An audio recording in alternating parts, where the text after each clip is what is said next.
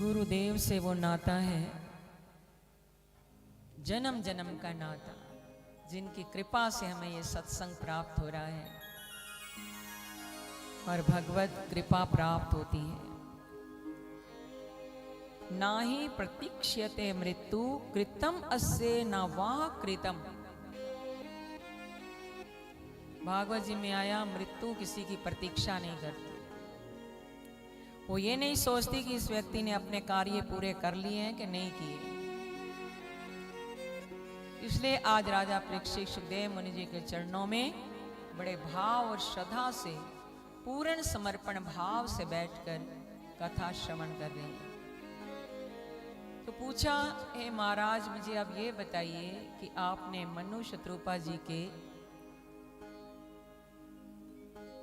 छोटे बेटे उतानपाद की कल आपने कथा सुनी, कन्याओं के बारे में बताया। जो उनका बड़ा पुत्र था प्रियव्रत, उनका क्या हुआ, उनके बारे में मुझे कुछ बताइए। क्या वो भी प्रभु भक्त थे? प्रियव्रत जी भी भगवान के भक्त थे। मनु शत्रुपा जी के बड़े पुत्र थे। तो जब समय आया, अपना राज्य अपने पुत्र अनिग्र को देखकर वो वन में तपस्या करने चले गए। अनिग्र के घर नाभि हुए। वो भी नाभि को अपना राजकाज देकर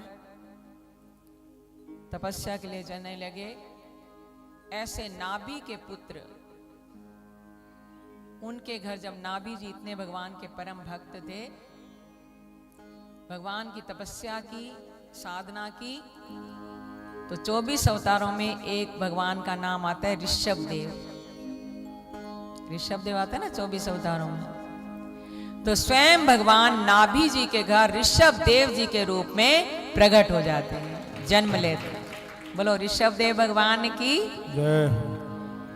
इन ऋषभ देव जी के 100 बेटे हुए। कितने बेटे हुए? 100।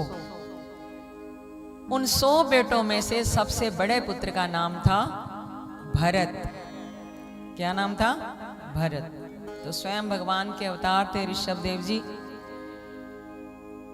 तो समय आने पर अपनी लीला जब समाप्त करनी थी, तो अपना राजकाज भरत जी को देकर चले गए। भरत जी राजा बने, जिनके नाम से हमारे इस भारत वर्ष का नाम पड़ा भारत खंड। क्या नाम पड़ा? भारत खंड। वैसे तो 3 भरत हुए हैं।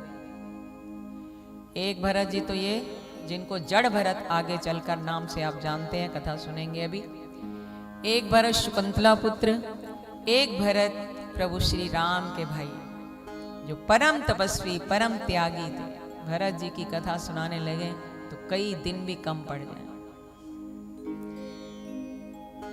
तो भरत जी को जब राज मिला, कुछ समय तक राजगद्दी इन्होंने की, शासन किया। एकदम जीवन में वैराग आ गया। अब मुझे भगवान का भजन करना है। पहले के राजा, पहले ये कंपटीशन होता था कि सबसे बड़ा धर्मवान व्यक्ति कौन है, राजा कौन है। आज कंपेयर होता है संसार में, सबसे बड़ा धनवान कौन है। यही होता है ना, धर्म नाव पर धनवान कौन है, सेठ होना चाहिए। पर पहले धर्मवान व्यक्ति की पूजा होती थी। तो भरत जी अपना राजकाज सब कुछ त्याग करके जंगल में चले गए। ठंडे पानी में, गले भर पानी में खड़े होकर भगवान का भजन करते थे। परम भक्त थे भगवान के। एक बार नदी में स्नान कर रहे थे, मृगों का झुंड आया नदी पार करने के लिए। एक मृगी जो थी गर्भवती थी। जब वो नदी क्रॉस करने लगी, उसके गर्भ से बच्चा नदी के किनारे पे गिर गया और वो खुद पार हो गई। भरत जी स्नान कर रहे थे, जाप कर रहे थे भगवान का, तो उन्होंने उस छोटे से बच्चे को देखा, मृग के बच्चे को। तो समझ गए कि भगवान ने इसकी देख रेख के लिए मेरे पास इसको छोड़ा है। हाँ, उसकी केवल पालना करते, देख रेख करते तो कोई गलत बात नहीं थी। उस शिष्य को लेकर आए भरत जी, पालना करने लगे, उस बच्चे का अपने आप को रक्षक समझने लगे और करते करते करते करते उस मृग के बच्चे में आसक्त हो गए। अपना परिवार छोड़ा, घर बार छोड़ा, राज्य छोड़ा। कब प्रभु की माया से जीव लिपट जाए ये तो जानता ही नहीं है व्यक्ति। इतने तपस्वी ज्ञानी भक्त होकर एक मृग के बच्चे में मोह कर बैठे। अंतमति सो गति। गीता के 8वें अध्याय के 6ठे श्लोक में भगवान ने कहा, यम यम वापि स्मरण भावम त्यजत्यन्ते कलेवरम तम तमेवैति कौन्तेय सदा तद्भाव भाविता। अंत समय में यम यम वापि स्मरण भावम, जैसा जैसा जिसका सुमिरन होता है अगला शरीर उसको वैसा ही मिल जाएगा। तम तमे वेति कौन्तेय सदा तद्भाव भावित। सदा जिस भाव में आप भावित रहेंगे, युक्त रहेंगे, असक्त रहेंगे, तम तमे वेति कौन्तेय, हे कुंती पुत्र अर्जुन, अगला जन्म तुझे वैसा ही मिलेगा। भरत जैसे भक्त का योग भ्रष्ट हो गया। अंत समय में मृग के बच्चे की क्यों इतनी आसक्ति हो गई? क्यों उसके मुंह में प्राण छूटे? क्योंकि एक बार फिर मृगों का झुंड आया और मृग के बच्चे ने देखा वो तो बड़ा थोड़ा हो गया था, ये तो सब मेरे जैसे हैं, तो उनमें मिक्स होकर वो चला गया। अब भरत जी उसका वियोग सहन नहीं कर पाया। अंत समय आया तो उस मृग के बच्चे में प्राण छूटे तो एक जन्म पूरा खराब हो गया। अगला जन्म किसका मिला? हिरन बनना पड़ा, मृग बनना पड़ा। आज लोग घर घर में कुत्ते पालते हैं। पालने चाहिए, हमसे भी लोग पूछते हैं। नहीं, 8-10 पालने चाहिए। कुत्ते की आत्मा से घृणा मत करना। कुत्ते का नाम हमारी गीता में आया है, 5वें अध्याय का 18वां श्लोक। विद्या विनय संपन्ने ब्राह्मणे गविहस्तनि शुनि चैषोपाके च पंडिता समदर्शिना। संस्कृत में कुत्ते को शुनि कहते हैं, चंडाल को शोपाक कहते हैं। कुत्ता मानव से भी ज्यादा सिंसियर है, वफादार है। पर कुत्ते का जो स्थान था वो द्वार पर होता था, उसको द्वारपाल माना गया था। अब तो घरों में घुसा लिया उसको, सोफे पे बिठाना, बेड पे अपने साथ सुलाना। और विदेशों में तो हमने देखा, वहां की कल्चर यहां आ रहा है। वहां तो गवर्नमेंट ऐसे लवारिस छोड़ती नहीं। अगर कुत्ते के बच्चे होते हैं तो उसको लवारिस नहीं छोड़ सकती। तो लीगली लोग अडॉप्ट करने के लिए वहां लिस्ट पहले बनी होती है। वहां लीगली अडॉप्ट किया जाता है, यानी जैसे बच्चा गोद लेते हैं ना, ऐसे वो कुत्ते को गोद लेते हैं। तो फिर अपने आप को क्या कहलाते हैं? Mom and dad. किसके बन गए मॉम एंड डैड? बोलो। यहां भी हो रहा है, यहां कौन से कम है?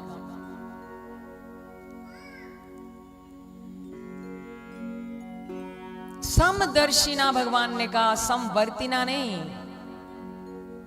नॉट बिकम समवर्ती, यू मस्ट बिकम समदर्शी। कुत्ते की आत्मा से घृणा नहीं। पहली रोटी गाय की निकाला करें, अंतिम रोटी कुत्ते की निकाला करें। बाहर कुत्तों की सेवा करना धर्म है,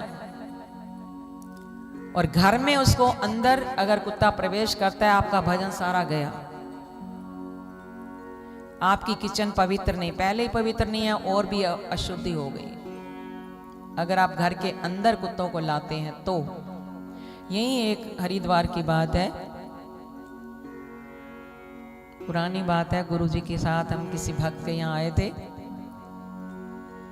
तो हमने देखा उस देवी के घर 2-4 कुत्ते, 8-10 उसके बच्चे, कोई उसकी गोद में बैठ रहा है, कोई उसको प्यार कर रहा है, कोई सोफा पर, कोई बेड पर। हमने कहा हम कहाँ आ गए आज। तो गुरुजी थोड़ा मुस्कुरा दिए। उस देवी ने सोचा 60-65 वर्ष की एज होगी उसकी।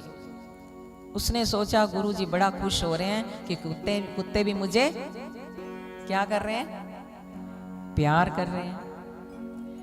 तो उस खुशी में वो बोल पड़ी, स्वामी जी क्या बताऊं, इनसे इतना प्यार हो गया है, ना तो मैं इनके बिना रह सकती हूं, ना ये मेरे बिना रह सकते हैं। 2-4 दिन के लिए कहीं जाना हो, ना मुझे इनके बिना कुछ खाना अच्छा लगता है, ना ये मेरे बिना कुछ खाते हैं। अरे देवी, हरिद्वार में बैठी हो, जगह जगह भागवत जी की कथा होती है, क्या भागवत जी की कथा नहीं सुनी? रोज जाती हूं, रोज सुनती हूं कथा। तो क्या भरत जी की, जड़ भरत जी की कथा भूल गई? एक मृग के बच्चे में मोह होने से उनको पूरा जन्म मृग बनना पड़ा, एक जन्म बिगड़ गया, योग भ्रष्ट हो गया। इतने बड़े भगवान के भक्त थे। और अगर तुम्हारा चिंतन अंत समय में इस कुत्ते के अंदर हुआ, मोह हो गया, शरीर छूटा, तो क्या बनना पड़ेगा? बोलो बोलो, कुत्ता बनना पड़ेगा, नो डाउट। क्योंकि गीता तो सब कुछ सच सच साफ साफ लिखा है, यम यम वापी स्मरण भावम। कुत्ते को इंग्लिश में क्या कहते हैं?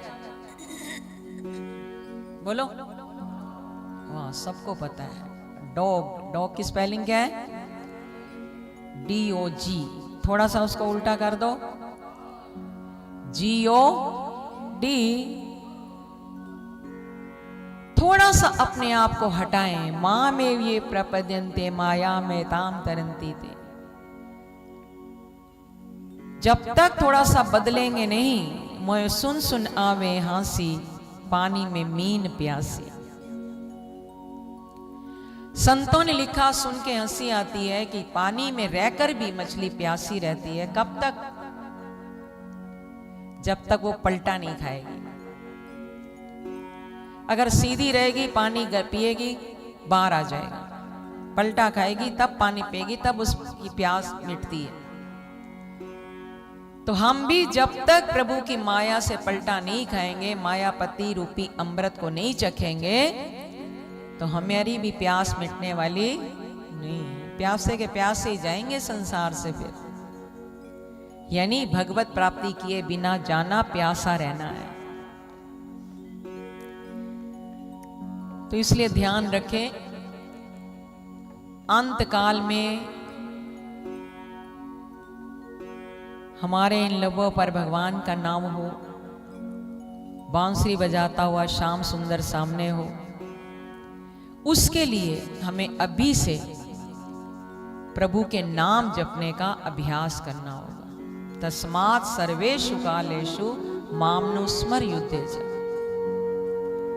उठते बैठते चलते फिरते खाते पीते सोते जागते तू मेरा सुमरन भी कर और प्रभु का अपना कर्म रूपी युद्ध भी कर। भरत जी मृग बने, पर भगवान ने वचन दिया है, नामे भक्ता प्रणश्यति, मेरे भक्त का कभी नाश नहीं होता, भक्ति नष्ट नहीं होती है। जहां छोड़ी है अगले जन्म में फिर वहां से भक्ति प्राप्त हो जाएगी। इसलिए तो आप देखते हैं कुछ बच्चे हैं जिनको जन्मते ही बहुत अच्छे मंत्र याद होते हैं। छोटे छोटे बच्चे आजकल भागवत कर रहे हैं, मंत्र कंठस्थ हो जाता है किसी किसी बच्चे को, तो पूर्व जन्म की उसकी भक्ति होती। तो भरत जी को भक्ति की इतनी शक्ति थी कि उनको अपना पिछला जन्म याद था। सोचा एक मृग के बच्चे में मोह करने से मुझे मृग बनना पड़ा, तो अब मैं किसी का संग नहीं करूंगा। वो मृग बनने के बाद भी पेड़ के नीचे अकेले बैठे रहते, बस पेड़ के पत्ते खाते, ना किसी को देखते, ना किसी के साथ जाते। तो पशु योनि में भी, अभी कल परसों कोई वीडियो दिखा रहे थे कि एक कुत्ता शिवलिंग की परिक्रमा कर रहा था। कोई कोई कुत्ता आपने देखा है मंदिर में बाहर बैठा ही रहता है।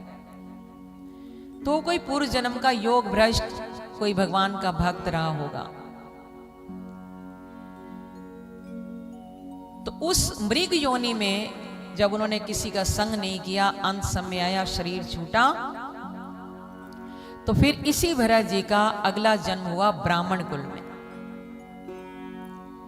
ब्राह्मण कुल में जन्म लिया। कहते हैं ब्राह्मण कुल में जन्म हो जाए तो समझना ये उस जीव का अंतिम जन्म है, अगर वो ब्राह्मण वाले कर्म करता है तो। और ब्राह्मण के कर्म क्या है? 18वें अध्याय में खुल्लम खुल्ला ज्ञान है, ब्राह्मण के लिए, क्षत्रिय के लिए, वैश्य के लिए, शूद्र के लिए। पर गीता सारी सुनाएंगे तो आप कहोगे गीता ही सुना रहे हैं, कथा तो भागवत जी की हो रही है। मुझे तो एक समान ही लगते हैं, कोई फर्क लगता ही नहीं।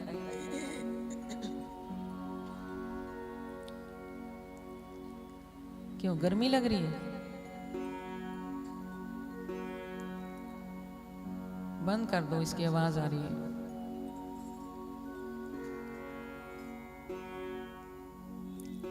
तो ब्राह्मण कुल में जब जन्म हुआ, ये 4 भाई थे,